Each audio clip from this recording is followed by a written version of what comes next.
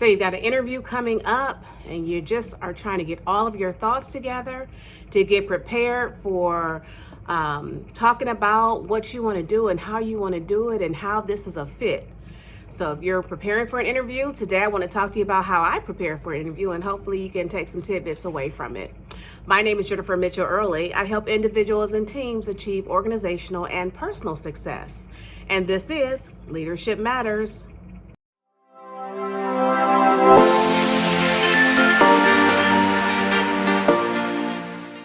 So I sit down, I think about my career, I think about my highlight reel. Now, this shouldn't be particularly difficult because remember, you have your electronic portfolio and basically you've been creating this highlight reel the entire time, right? That's what your LinkedIn profile is. That's what, if you have I have a website. So if I have, in our COVID world, when we were doing things online, and even now when we're not meeting face to face, I can direct people to my website. Hey, take a look at this. If there's here's some examples of my work. Here's some, testimonials about my work from other clients, from other people that I've worked for. Here's some references. You can go online and look at that beyond LinkedIn. Pre-COVID, when we were still meeting in person, I had a portfolio, and within this portfolio are all the things in my highlight reel, right? The things that I want to highlight, I have here. Now, I will say that I'm also a published author. So I have the benefit of having my own publishing company. So for the things that I have developed for clients for one-off, perhaps if I'm doing like a workshop or a lunch and learn or other things that I've developed under my publishing company, those things are proprietary. They're I have a copyright under my publishing company for those things. So when I take in my portfolio, again, I've talked about this on this channel before too, make sure that you protect your work. You can look for the video. I'm not going to get too far into that right now because I've talked about it, but make sure that you protect your work, okay? But I give the portfolio, I bring it to my interviews, my in-person interviews, and I pass out the documentation as I'm talking about it so that they can really see tangible samples of my work and the things that I did and the documentation of such. So I have that for in person. If it's online or electronic, I have my cheat sheet that I reference as I talk. And I'm going to talk about this cheat sheet a little bit more and why I think it's so important and why it's been important for me. When you have rounds of interviews, a lot of organizations are going to the STAR method. Again, something I've talked about in the past. The STAR method is a method of interviewing where an interviewee asks very specific questions and they're looking for a very specific response. They're looking for the STAR, the situation, the task, the action, and the result. Situation, task, action, and result. So knowing that, they'll tell you, hey, we use the STAR method. I'm going to ask you a series of questions. This is what I'm looking for. And if you don't give it to me out, they will continue to redirect you back to that question until they get the situation, task, action, and result, or until you say, I don't have it, a result for that or whatever. So on my cheat sheet, after I figure out my highlight reel and the positions and the projects and the work that I want to highlight, I then go through and I do the STAR for each position or each project that I want to mention. This was a situation, give them the background. This was a task that I was, assigned. This was the actions that I took. This was a result of the program. It was enterprise-wide program. More than 400 people were trained to do blah, blah, blah. And the result was that they were converted to use a software system that they had never used before, or whatever the case may be. And because of that, incidents decreased by 20%. Okay, so you get my drift. We won't go into the STAR specifically today, but if you're interested in seeing a video on the STAR training and the STAR interviewing method and some ways to do STAR responses, go ahead and drop that in the comments and I'll come up with, we'll talk about that on the channel. So I go through my highlight reel. I do the STAR response for everything that I want to highlight. And why this has been so important to me is there are several rounds to the interview. So I've had an interview process that has lasted 6 weeks. 6 to 8 weeks. And each time, even though they were different levels in the interview with different people within different positions within the organization, they asked me the same star questions. So I just thought it was easier to use the same examples of programs. One, the cheat sheet helped me to remember what program I highlighted, but then two, it also helped me to remember the details that I shared about the program.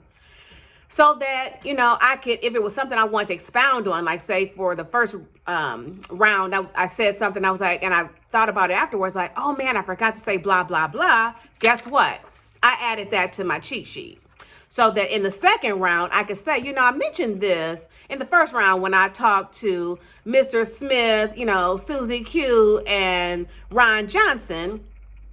But I meant to add this. So I want to add that here now. So you can expand on or expound upon your responses, if you will. That's another reason that I like that too. And if there was a follow-up question that came from one of those responses that I gave, I also noted that on my cheat sheet after the interview. So for me, it made the interview process much more cohesive. It made it fluid. It wasn't as disjointed, and I could connect, from interview to interview, my responses, my expertise, my experiences, and tie that all into how I thought I fit into the organization. Another thing that I do in preparing for an interview, and that probably is like the whole kit and caboodle right there. That's like the important stuff, is to be able to respond to their questions accordingly. But also, and it doesn't change. I mean, I used to be really, this is something that throughout my career, from the beginning of my career, I've always done. I've always had my own questions. I mean, they always tell you that, like when I was graduating from college, don't forget to ask your interviewer questions. It shows that you're interested in that, you've been doing some research on the organization. But at this point, more than 20 years, 25 years into the game, it's not just that I'm interested because I want to show you I've been doing research in the organization. I'm interested because I'm interviewing you as much as you're interviewing me at this point in my career. I'm not anxious to take the first thing smoking like I was in the beginning. I have learned that every open door and every opportunity doesn't necessarily align with what I'm looking for or fit for me. And I have long since, many, many years ago, stopped trying to fit a, round peg into a square hole. That's not going to work. You're just prolonging, your job search and finding the opportunity that's really out there that's meant for you to have, to operate in, to be successful in, to learn and glean from. And again, those are my personal opinions, and that's just what's worked for me throughout my career and something that I believe in and ascribe to. But I use this cheat sheet also to write down my questions, especially if I find something like I told you earlier that there was a gentleman who was interviewing me, and he was like the third level interview who, was very high up in the organization, but that's not where he started. He started like somewhere like in sales. Something that would have been a little unrelated to human resources in my mind. And there was an article that was written about him that I read that basically said as much. And the author of the article, the writer, asked, well, how did you get here? And blah, blah, blah. As they talked about their career in the organization. And I asked about that. And he was like, oh, wow, you read that article? I was like, I did. I found it interesting to know that you started, one place and you ended up in another one that was, to the naked eye was unrelated. So I just was curious, what would make you want to transition into a role similar to the one that you have now, and what did you have to do to get there? because I actually was curious. I'm not being disingenuous. I'm not, fluffing somebody, gassing somebody up or schmoozing somebody. A question that I ask, I generally, want to know the answer to. When I ask you something about, diversity, equity, and inclusion, I want to know your response. I want to know if there was one thing that you wanted to change about the culture, what would it be and why? I want to know, because I want to know we're all putting our best foot forward. The object is shiny and beautiful and new and valuable. I want to know if it is, if it cluck like a duck, if it's a duck, if it's all the glitter sometimes is not gold. I want to know. So I'm going to ask the question. I'm going to see if you can. And most times I have found that people are transparent for the most part. I'm also a communication major. My bachelor's degree is in communication. So I'm not really looking for what you say a lot of times. I'm looking for what you don't say. I'm looking for your nonverbals. I'm looking to see if there's a pregnant pause, if there's a difference in your tone. I'm looking for all of those things, because all those things tell me a message that maybe your, words won't convey, but your behavior will. So I'm looking for all of that. So whatever questions you have about the organization, if you're a transitioning teacher, for example, what are your thoughts about, having a transitioning teacher on your, training team? What do you think are some of the assets of having someone come over with a background like mine? What are 3 things that I would need to do to hit the ground running today? If there's one thing that you find challenging about your position as it relates to consulting with a client or getting your client to buy into new ideas, what is that? And how do you overcome those objections? Things like that. Those are the types of questions that I ask in my interviews. How do you feel about contractors? How do you make sure that there is equity on your team between a full-time employee for the organization and a contractor? Is there differences? If they are, what are they and why? All of those things I have asked in interviews. I try to get as much information as I possibly can at every level of the interview, because at every level I may think to myself, you know what, Jennifer? I don't know if this is the appropriate place for us. I am an entrepreneur.